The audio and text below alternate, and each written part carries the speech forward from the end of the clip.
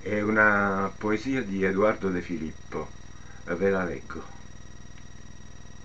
Io volesse trovare pace,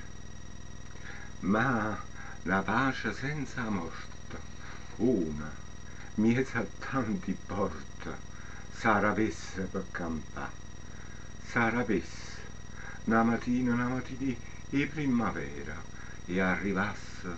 fino a sera, senza di inserrata là,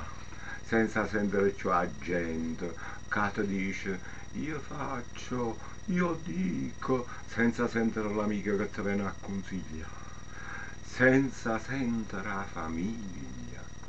che ti dice ma che hai fatto, senza scendere più a patto con la coscienza e la dignità, senza leggere il giornale, la notizia impressionante che non hai per tutto quanto e non tiene che ci fa, senza sentire il dottore che ti spiega la malattia, la ricetta in farmacia, l'onorario che ha là,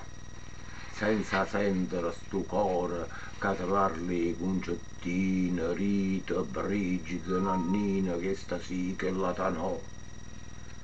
perché insomma si vuole pace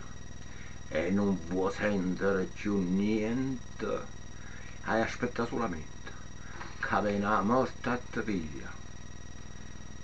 Io volessi trovare pace, ma una pace senza morte, una, miesa a tanti porte, saravesse per campare,